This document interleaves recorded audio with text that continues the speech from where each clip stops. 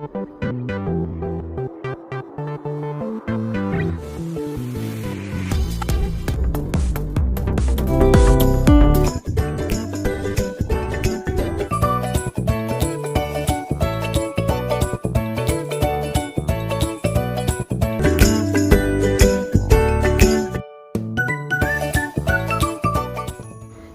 Viewers, welcome back to my channel Shimla mum's kitchen and blog. চলে আসলাম নতুন আরও একটা রেসিপি নিয়ে। যারা বিরিয়ানি লাভার তাদের জন্য কিন্তু আমার আজকের এই রেসিপিটা।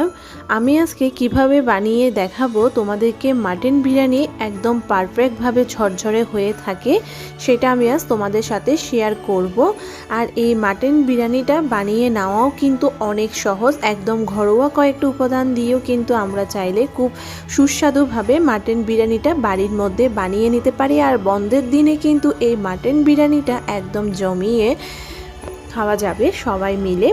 চলো তাহলে দেখে নেওয়া যাক। আর বন্ধুরা যে যেখান থেকে দেখছো অবশ্যই দেখে একটা লাইক দিয়ে দিও আর কমেন্ট করে জানাবে তোমাদের কাছে কেমন লেগেছে আমার আজকের এই মাটন বিরিয়ানির রেসিপিটি।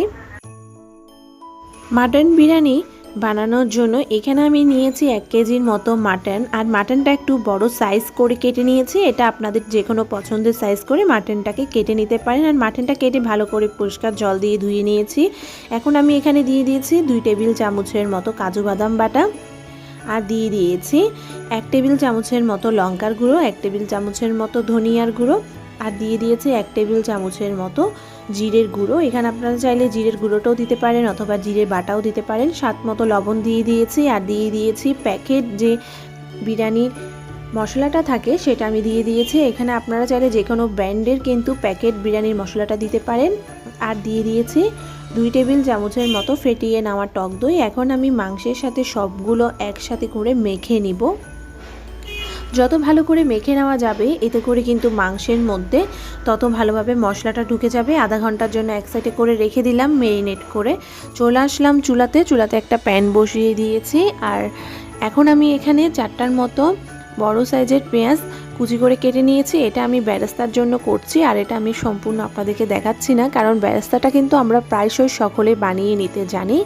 এখন আমি চলে আসলাম পরের স্টেপে। চুলাতে আবারও একটা প্যান বসিয়ে দিয়েছি। আর ফোড়নের মধ্যে নিয়ে নিয়েছি কয়েক টুকরো জয়ত্রী, 4-5টার মতো এলাচ, গোলমরিচ, দারুচিনি, তেজপাতা, আর নিয়ে নিয়েছি লং। এখন আমি এখানে সবগুলো ফোড়ন একসাথে করে তেলে দিয়ে দিয়েছি। তেলটা ভালোভাবে গরম হয়ে আসলে ফোড়নটা দিয়ে দেওয়া হয়ে গিয়েছে। আর ফোড়ন থেকে খুব সুন্দর গন্ধ বেরোতে শুরু করলে এর মধ্যে দিয়ে দিয়েছি আবারও 4টার মতো মিডিয়াম সাইজের পেঁয়াজ আমি এখানে কুচি করে কেটে দিয়েছি। আর পেঁয়াজটাকে ভালো করে ফোড়নের সাথে ভেজে নিতে হবে। 1 থেকে 2 মিনিট সময় ধরে পেঁয়াজটাকে ভালো করে ভেজে নেওয়ার পর দিয়ে দিয়েছি 1 টেবিল চামচ রসুন বাটা। রসুনটাকে ভালো করে আবারও ভেজে নিতে হবে যাতে করে রসুনের কাঁচা গন্ধটা না থাকে। এখন আমি আবারও দিয়ে দিয়েছি 1 টেবিল চামচের মতো আদা বাটা। আদাটা দিয়ে ভালো করে আবারও কষিয়ে নিচ্ছে। আদা আর রসুনের কাঁচা গন্ধটা যাতে একদমই না থাকে সেদিকে কিন্তু অবশ্যই খেয়াল রাখতে হবে। আর এখন আমি যে আধা ঘন্টার জন্য মাংসটা ম্যারিনেট করে রেখেছিলাম সেই মাংসটা কিন্তু এখন দিয়ে দিয়েছি।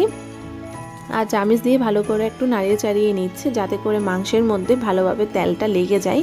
চুলার ফ্লেমটা হাই টু মিডিয়াম আঁচে রাখা হয়েছে। আর এখন আমি 5 মিনিটের জন্য ঢাকনা দিয়ে রাখলাম।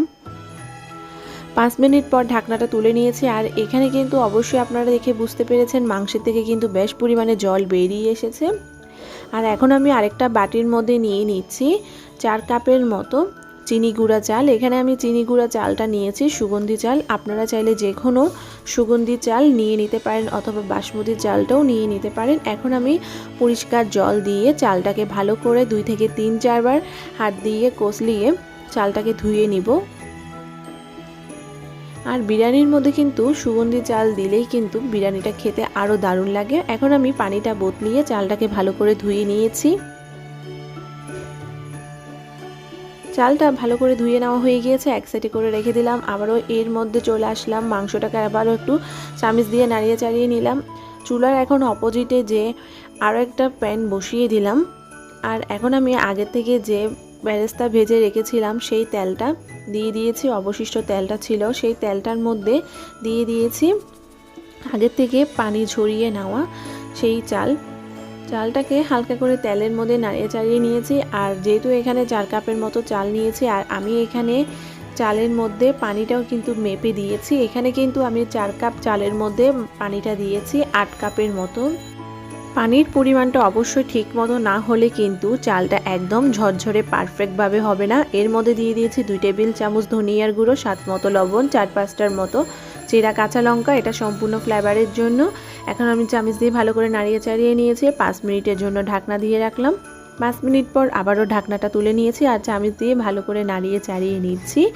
আর অবশ্যই কিন্তু চুলার ফ্লেমটা এই সময় একটু মিডিয়াম আঁচে রাখতে হবে। আবারও 2 মিনিটের জন্য ঢাকনা দিয়ে রেখেছিলাম। 2 মিনিট পর ঢাকনাটা তুলে নিয়েছি আর চামচ দিয়ে আবারও নাড়িয়ে চাড়িয়ে নিচ্ছি। অবশ্যই চেক করে নিতে হবে চালটা যাতে 100 থেকে 90% যাতে ভালোভাবে সেদ্ধ হয়ে যায়। আর 10% কিন্তু মাংস দেওয়ার পর চালটাকে সেদ্ধ করে নিতে হবে। বেশি পরিমাণে চালটা কিন্তু সেদ্ধ হয়ে গেলে যে রান্না করে নেওয়া মাংসটা যখন দেওয়া হবে এরপর কিন্তু চালটা একদম নরম হয়ে যাবে আর খেতে কিন্তু ভালো লাগবে না আর ঝরঝরে হবে না।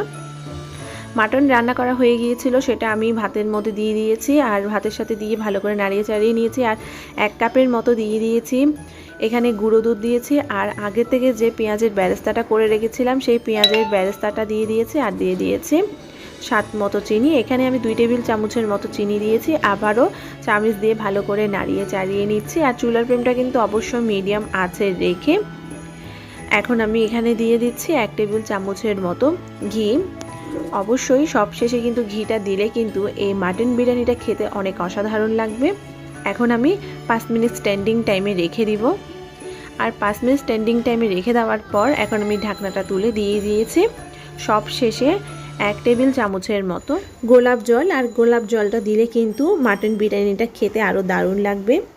তৈরি হয়ে গেল আমাদের বিরিয়ানি লাভারদের জন্য মাটন বিরিয়ানি। আর এটা মাটন বিরিয়ানিটা বানিয়ে নেওয়া কতটা সহজ সেটা অবশ্যই আপনারা দেখে বুঝতে পেরেছেন। আর অবশ্যই কিন্তু বাড়িতে একবার এভাবে ট্রাই করে দেখবেন, আশা করি আপনাদের কাছে খুবই ভালো লাগবে। আমার আজকের এই মাটন বিরিয়ানি রেসিপিটা আপনাদের কাছে কেমন লেগেছে অবশ্যই আমাকে কমেন্ট করে জানাবেন। আমার চ্যানেলে নিউ ফ্রেন্ড হলে অবশ্যই আমার চ্যানেলটাকে সাবস্ক্রাইব করবেন। সবাই ভালো থাকবেন, সুস্থ থাকবেন, ধন্যবাদ।